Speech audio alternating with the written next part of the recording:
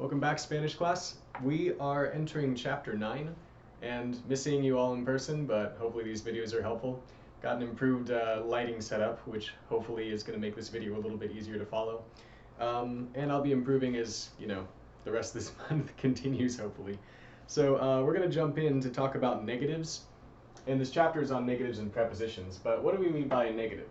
So quite simply, just if you say, I walk the dog, and then you change it to I do not walk the dog, you've changed it from a positive sentence to a negative. So we've already done a little bit of negatives in Spanish, and what we know about doing negatives in Spanish so far is that you can simply take an affirmative sentence and stick no in front of it, and oftentimes that is sufficient to make it negative. So I could just say like, yo como fruta. I eat fruit. But if I want to make it negative, then I could say yo no como fruta. I do not eat fruit. So specifically, where you place the no is going to be before the verb. So now if I were saying something in English like I could say this like yo como, excuse me, una fruta, I eat a fruit. If I wanted to say I do not eat one fruit, then what I would actually say is yo no como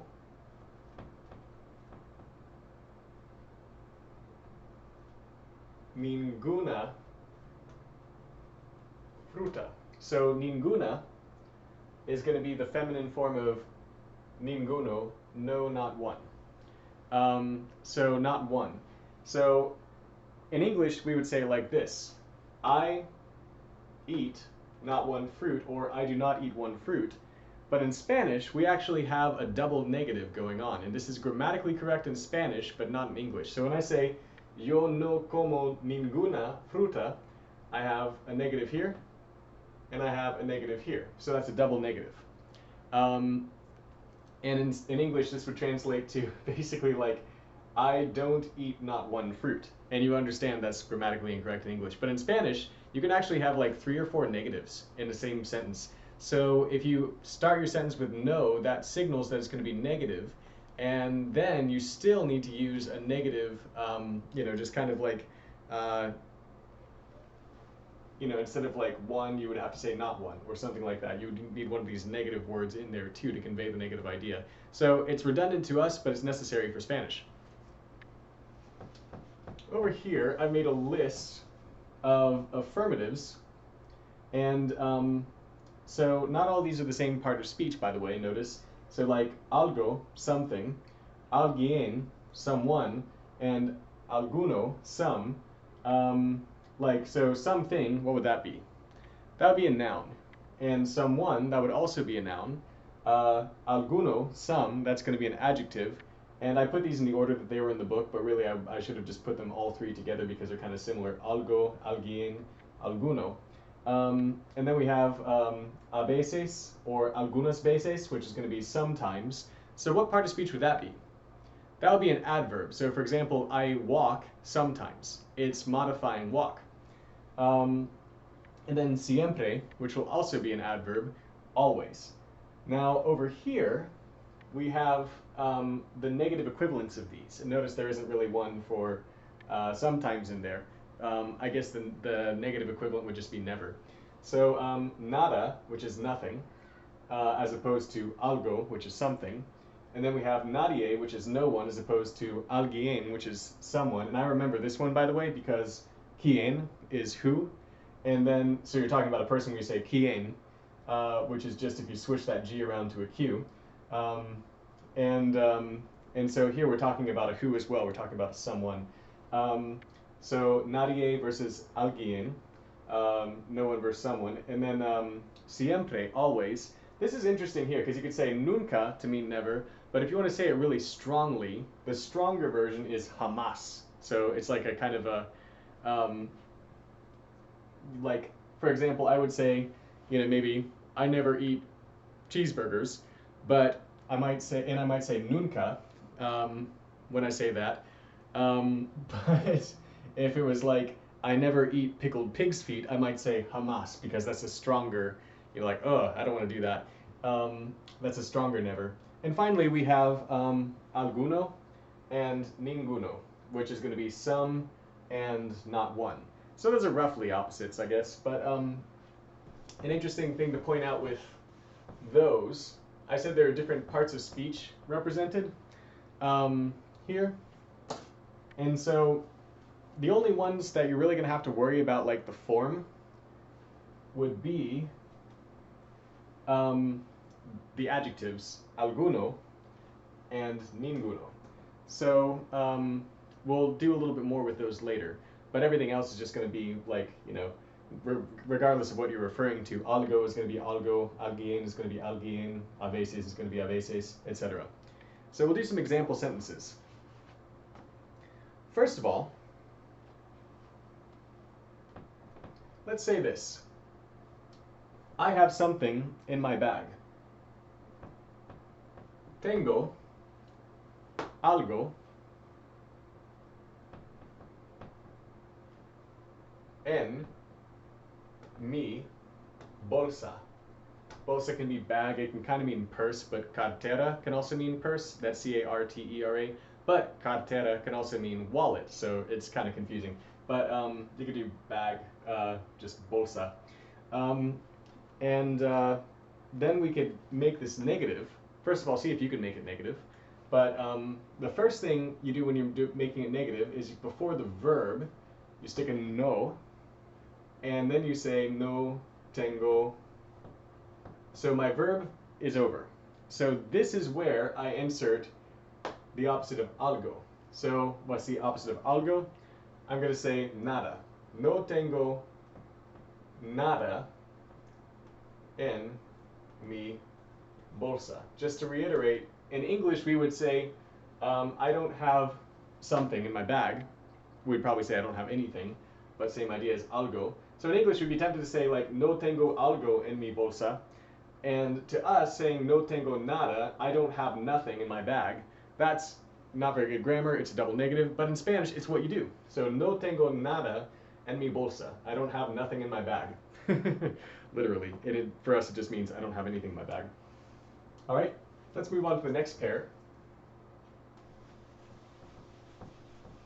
But that format that I used for the negative, no verb negative, is word here is going to be the format that you use.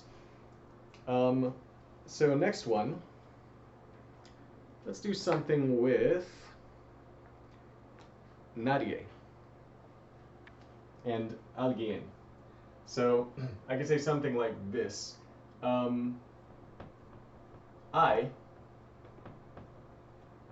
alguien, aquí.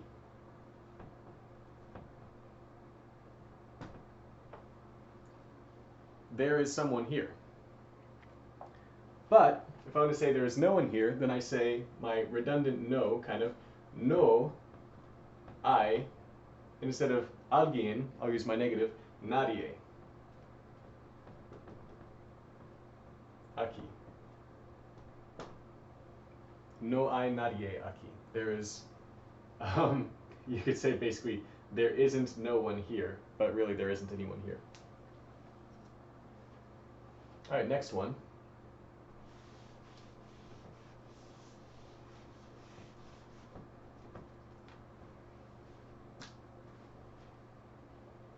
So I'm not going to use one of their examples for this. I've been either using their examples or modifying them, but I think I could be faster if I don't. And hopefully you can see well enough up here in this box. I'm definitely preferring this new lighting over the old. Hopefully it makes a difference on your end. So I could say something like this. Let's see. Camino al parque a veces. Camino al parque a veces. So caminar is to walk. So I walk to the park sometimes. I can also say andar, which means to walk, A-N-D-A-R. But if I want to make this instead, the negative, I would say no camino. And I could say al parque. I'll probably instead, though, I think what I'm going to do is I'm going to structure it the way I've been structuring it. I'm going to structure it no camino nunca al parque. I'll just be consistent. I'll stick the negative word right after the verb. So you got the no verb, negative word. No camina nunca al parque. Literally, I don't walk never to the park, but I don't ever walk to the park. And if walking to the park is particularly repulsive of an idea to you, you might instead say the stronger jamás. No camino jamás al parque. All right, what's next? So, and I could also, if I wanted to, instead of saying a veces, I could say, you know, like siempre camino al parque. I always walk to the park. Or put the siempre at the end if you want. So you have a few options there. All right. Finally,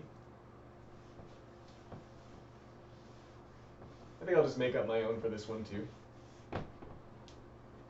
Don't really know why I'm still holding the book. There we go. So one thing that I'm just going to point out real quick about alguno is, so if you say like a masculine thing, like, I was going to say algún día, but that sounds feminine even though it's masculine, el día. How about some foods? Okay. Algunas comidas. I could say something like that. And here I've got the feminine plural. Or I could say alguna comida, some food. Or I could say something like alguno carro, some car. Or actually I would say algún, algún. So this is one of those words that kind of changes when you're doing the masculine singular. So algún, carro, some car. But if I want plural, algunos carros. Same thing is going to happen with ninguno. I could say, just go through that same list again exactly if I wanted to. But maybe I'll vary it for variety and just to go over more, review nouns. So I'll say like ningún perro. So that would be like not one dog. But I could also say ninguna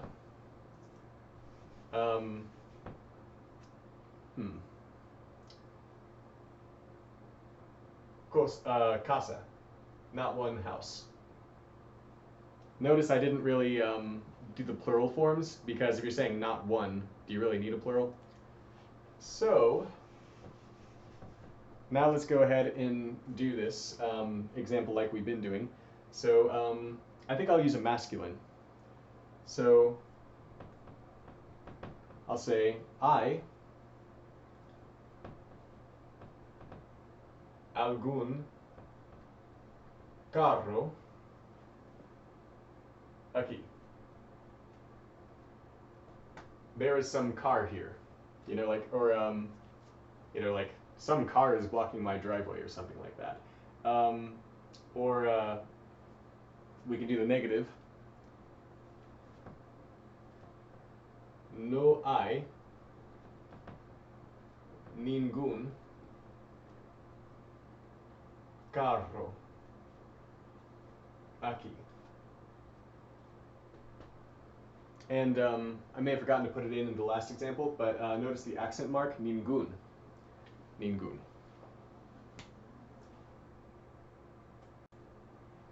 Now, just a couple quick notes about ninguno.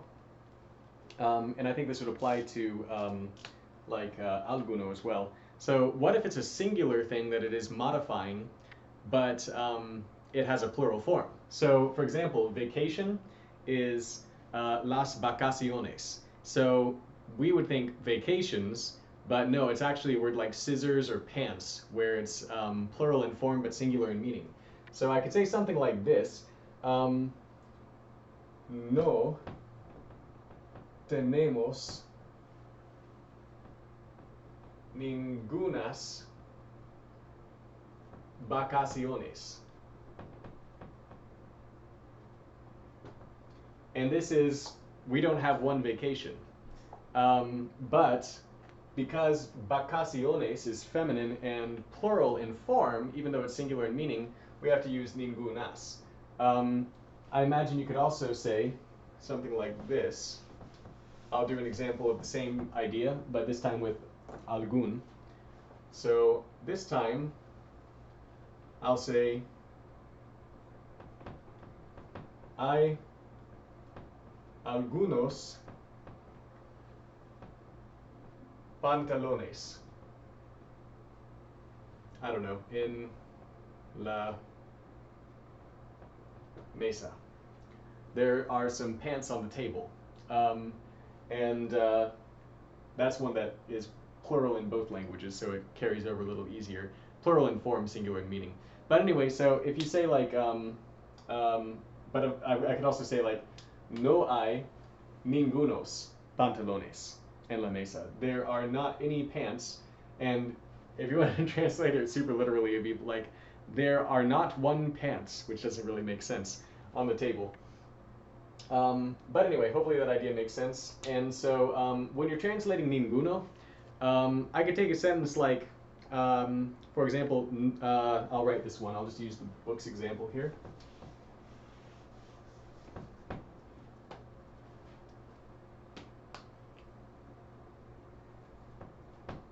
No hay ningún, remember your accent mark, hotel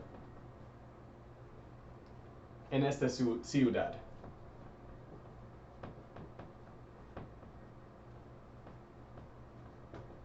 So this is, there is not one hotel in this city. But you can also just sort of approximate, as I do in this example, when they translate it, they just say there is no hotel in this city. So you could say not one, which is the literal meaning of ninguno, but you could also just say there's not a hotel. There are no hotels in the city, or there is no hotel in the city, I should say. So just to practice all of these, I would encourage you take a moment, pause the video, and try to, according to my examples or the examples in the book, go ahead and just try to create a sentence using algo, and then its negative. No verb, nada. And then one alguien, and then it's negative. No verb, nadie, etc. And go through, try all these out. It's good practice. Now we just have a section which is nothing but going over a bunch of other negative phrases and words. And so in doing this one, I'm just going to do a few at a time. So first of all, no ... ni ... ni. That's going to be neither blank nor blank.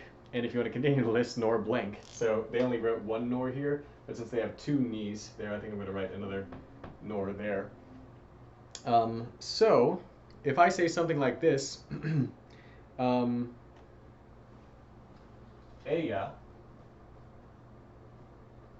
no como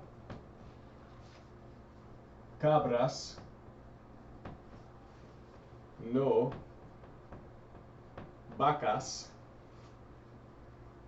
I'm sorry, not no. Why did I write no? Ni vacas. This is going to be she, and then no como is going to be does not eat. I'm sorry, goodness, why am I doing this? This is terrible. Ella no come. Ella no come. I think it's because I haven't done Duolingo for like 2 weeks. I hate to admit it. But I've been scrambling to get a lot of things converted to online. So anyway, yeah, I need to conjugate my verbs. Ella no come cabras ni vacas. She does not eat goats nor cows. So we would basically use the ni as nor in place of o, which is or, just the letter o. But let's say that I want to go a little farther. Ella no come cabras ni vacas ni gatos. She does not eat goats, nor cows, nor cats. I'm kind of relieved by the last one. Now, we'll go over an example of the next one. So that's the no ni ni. I'll go ahead and erase these as we do them. Make the board a little less cluttered. Okay, no más que, and this is one that you're going to use with numbers.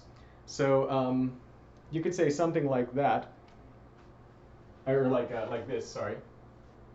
Él no tiene más que 11 cabras. See if you can translate that. This is going to be él, he, no tiene, does not have, más que, forgot my accent, more than, 11 cabras, 11 goats. So he does not have more than 11 goats. What a poor man.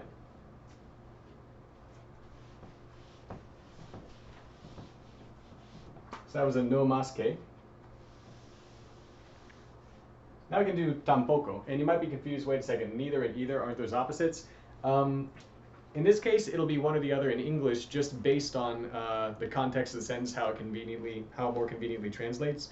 So I can say something like this. Maybe I'll use the book's example. Ella no va al cine. She doesn't go to the movies.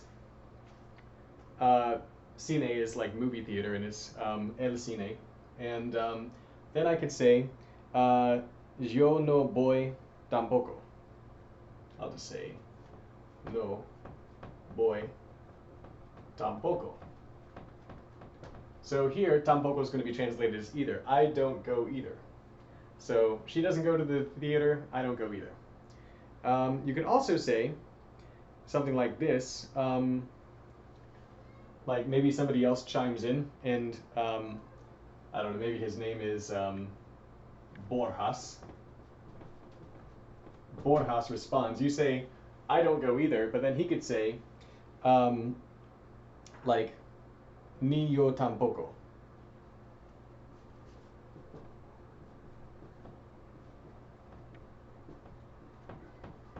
And here, the tampoco gets translated as neither. So this, ni ya tampoco, is a good phrase to know. It's going to be, neither do I. So, I, yo, and then that ni in there is going to be the, like, trigger it to be the full sentence of it is, neither do I. Ni yo tampoco. So, move on to the next one.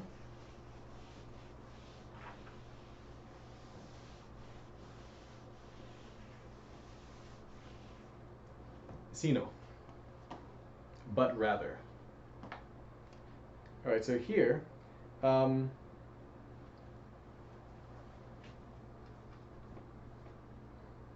no como gatos, sino cabras. There's going to be, I don't eat cats, but rather goats.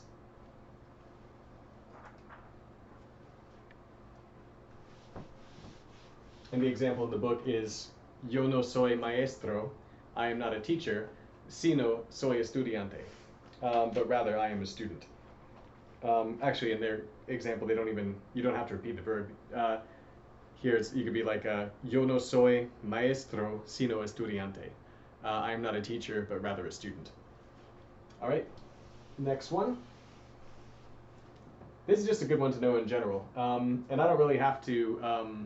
I don't have to really set this up too much. De nada is you're welcome, so definitely know that, just as a matter of being polite. And por nada also means you're welcome. And there's other ways you can say it, like for example, like you can say no hay decay, which I'll just write that for fun.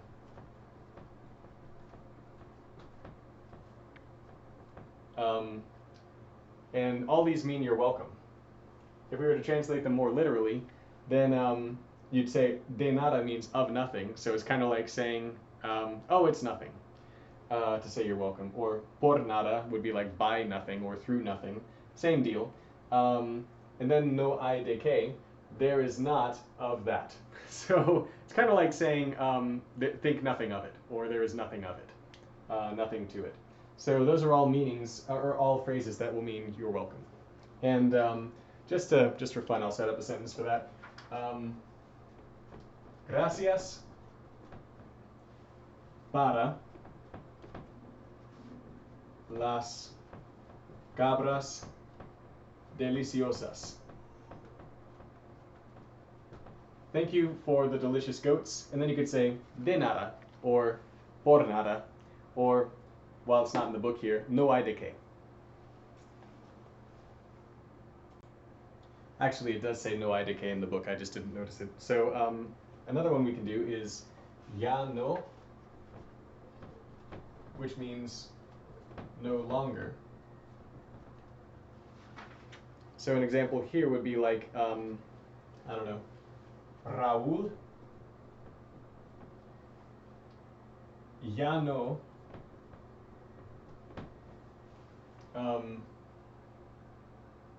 come cabras. Raúl no longer eats goats. Here's another batch. This one makes sense. Ahora no, which is not now. So you could say like,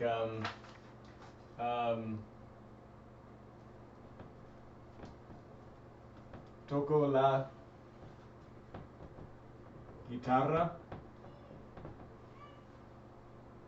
Literally, this would be like, I play the guitar, but meaning like, can I play the guitar? And you could say in response, ahora no. Not now. This is something I have to say to Isaac a lot. Not now. Next one, todavía no would be not yet. So you can actually do the same thing, like, toco la guitarra, or if you want to say like a more like spelled out, puedo tocar la guitarra. Can I play the guitar? But that you typically wouldn't say that, I don't think. And then you could answer, ahora no, not now, or you could say todavía no, not yet.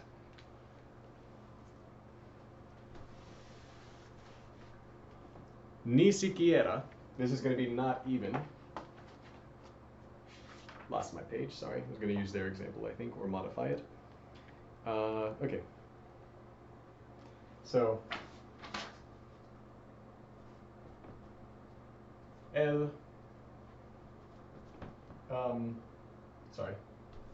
ni siquiera sabe escribir. This is, he does not even know how to write. Or you could say like, sabe cocinar los monos. How about that? Monos. He does not even know how to cook monkeys.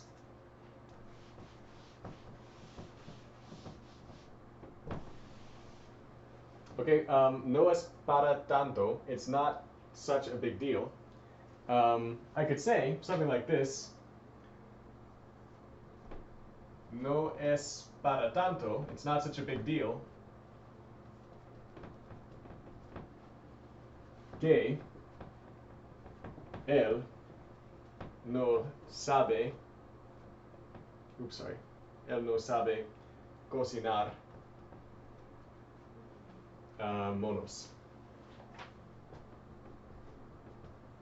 it's not such a big deal that he doesn't know how to cook monkeys. So, no es para tanto, it's not such a big deal.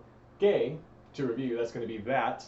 Él, he, no sabe, does not know. And an interesting thing about saber is when you follow it with an infinitive, then it becomes not just to know, but to know how to, whatever the infinitive is. So, él no sabe cocinar, he does not know how to cook. Cocinar is cook. Monos, monkeys. Okay, casi nunca, almost never or hardly ever. I could just add to this, yo, sorry, just a second. Page is flapping in the fan. Yeah. Yo casi nunca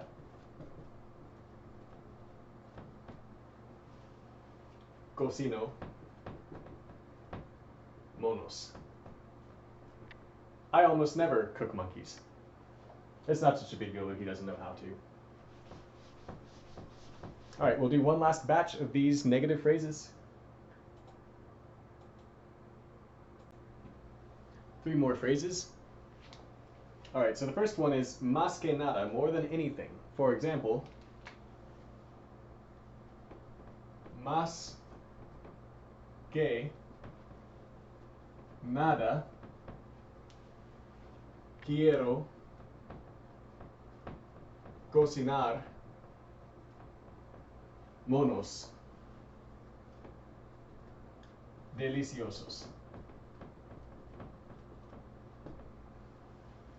Más que nada, more than anything, quiero, I want, cocinar, to cook, monos deliciosos, delicious monkeys. So remember, this is another sentence using this. When you have 2 infinitives together, you usually end up just kind of reading it like English, not always, but a lot of the time. So I want to cook, because cocinar, the infinitive form, is to cook. Now if I wanted to, I could just tack on the next one and say nada más. So, more than anything, I want to cook delicious monkeys, nothing more. Because that's what nada más is, nothing more or that's all. All right, the last one I kind of put off till the end just because it was a little tricky looking the way they wrote it in the book.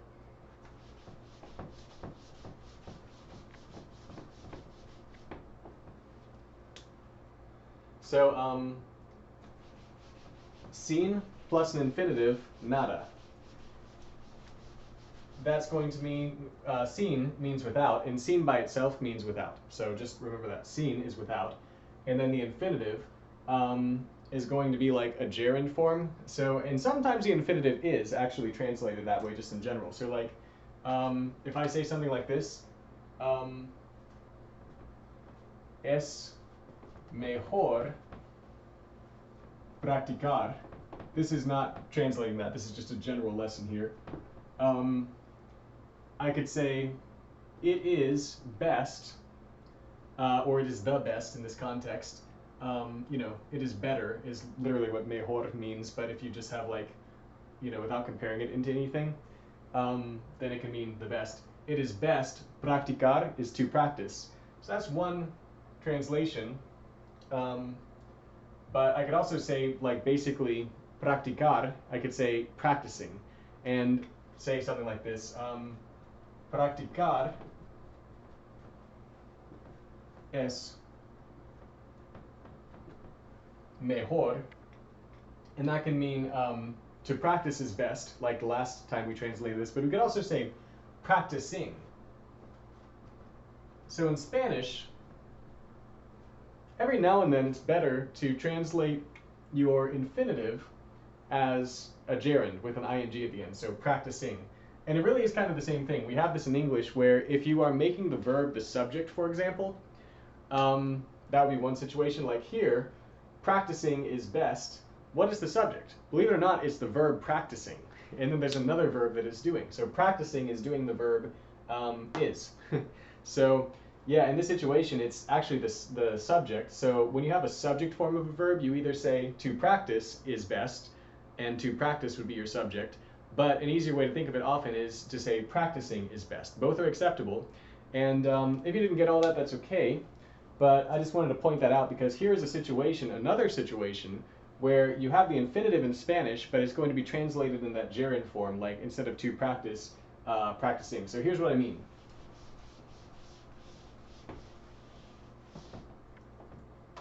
You'd say like Pablo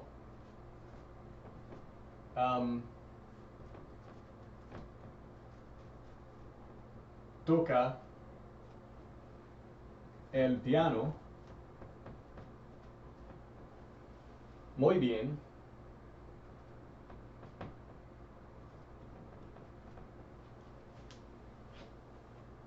sin practicar nada.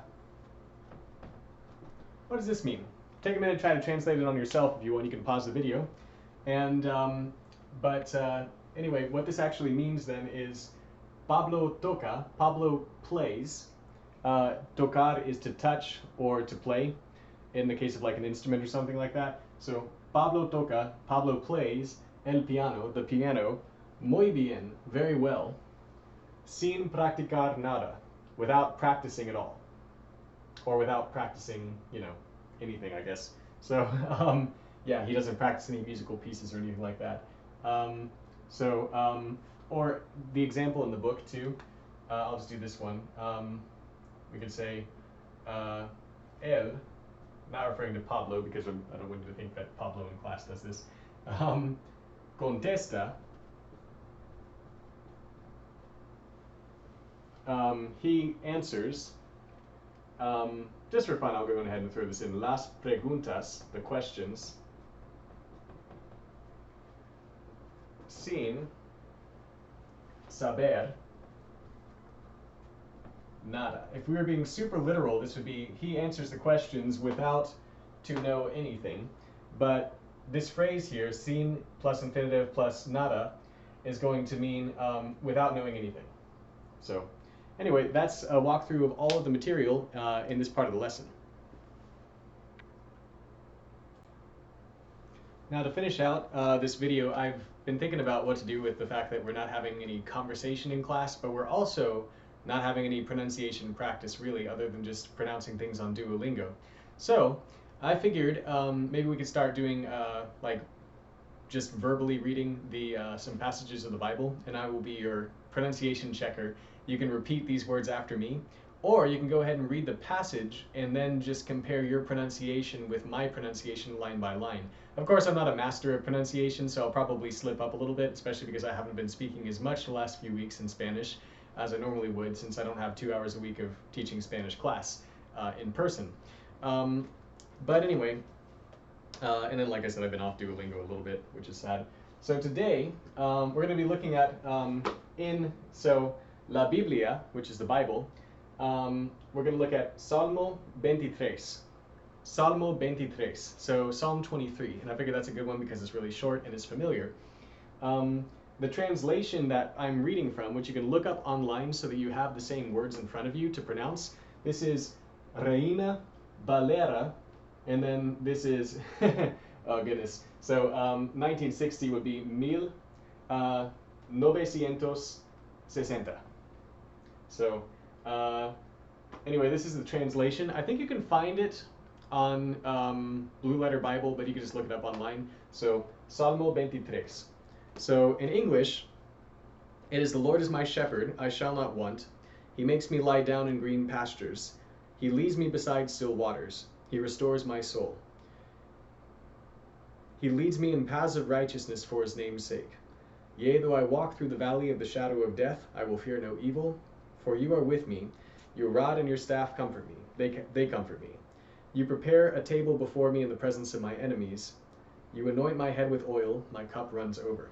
Surely goodness and mercy will follow me all the days of my life, and I will dwell in the house of the Lord forever. So, go ahead, take a second, look this up in Reina Valera, 1960, and just go ahead and when you have it, Salmo 23, then you can read this before me or just repeat after me. So I'm going to read this slowly so you can repeat after me. You might want to pause the video first and then just see what happens if you read through it. See if you can pronounce all these words even if you don't know what they mean.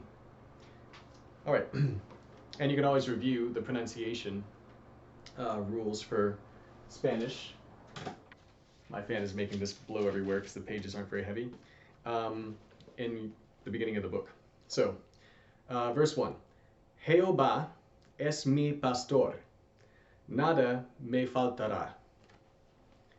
En lugares de delicados pastos me hará descansar.